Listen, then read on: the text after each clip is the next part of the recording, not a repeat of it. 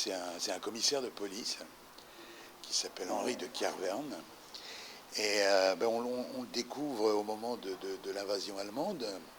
Et cet homme qui est un peu aigri, on le voit, c'est quelqu'un d'un peu renfogné comme ça. Il va un peu craquer à l'arrivée des Allemands. On comprendra par la suite que c'est quelqu'un qui a été très blessé par la guerre 14-18, qu'il a vécu de très près puisqu'il était soldat dans les tranchées. Et que de revoir comme ça les Allemands revenir, ça le met dans une situation très difficile à vivre.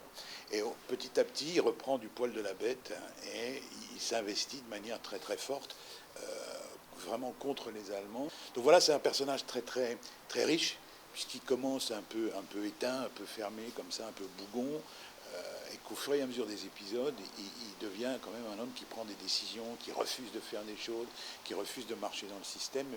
Voilà.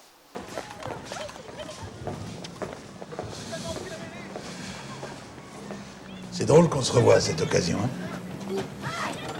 Vous êtes bien au RJ? Oui, ça va. Ah, ça va aller. Vous allez repartir à Dijon? Mais je sais pas, je serais peut-être plus utile ici, non? Ça barbe. Oui. J'espère juste que les Boches nous laisseront de quoi rétablir l'ordre. Hein? Moi, je crois que c'est le côté humain qui va ressortir de cette série, plus que le côté action, guerre, explosion. Il y en a, il y a des moments comme ça, mais c'est de suivre ces personnages à travers le temps qui passe, voir comment on réagit, comment un être humain peut réagir devant l'occupation, devant tout d'un coup une armée qui débarque, qui occupe les lieux, qui rentre dans les maisons, qui décide de ce qu'il faut faire, ce qu'il ne faut pas faire. Et je crois que la série, elle parle de ça, comment les êtres humains peuvent réagir.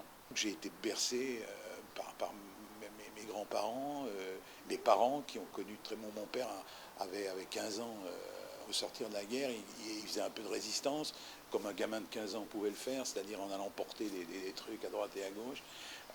Donc oui, moi j'ai été baigné là-dedans, c'est-à-dire on m'a raconté des histoires, des anecdotes.